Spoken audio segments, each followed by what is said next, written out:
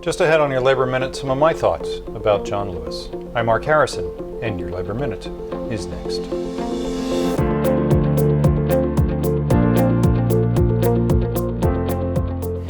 This is not a story about all of the obstacles John Lewis overcame in his well-lived life, and it's not a list of all his accomplishments. Some of the other local news and networks are doing that, and they're doing it well. Rather, this is a very personal glimpse into who John Lewis was as a man, as a human being.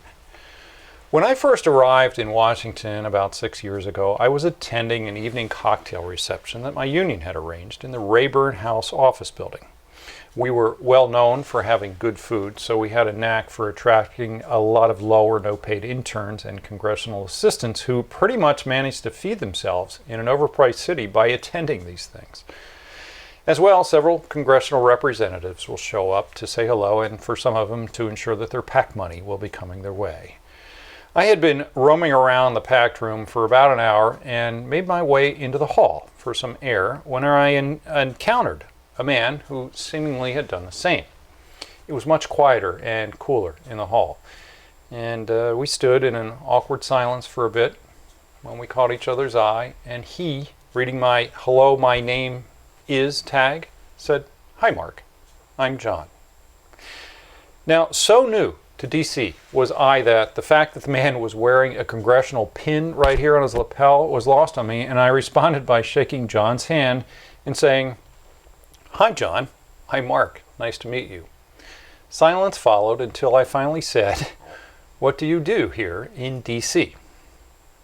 That's right, I had just asked one of the most respected long-term congressmen extant, an original freedom fighter who had been arrested more than 40 times for a cause he believed in, beaten up more times than most professional boxers, and been left for dead on a bridge in Alabama.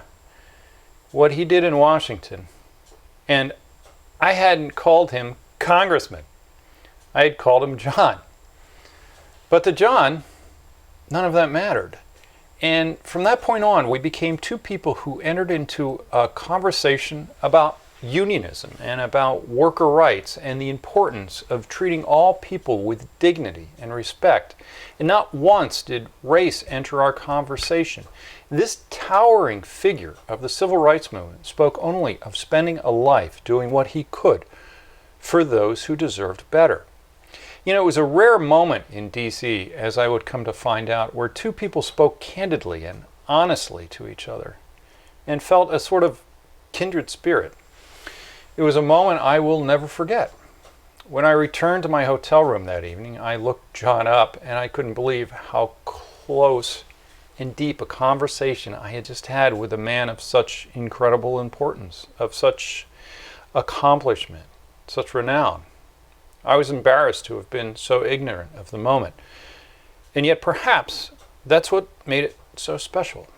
The fact that I didn't stand there in awe of him allowed us just to be us.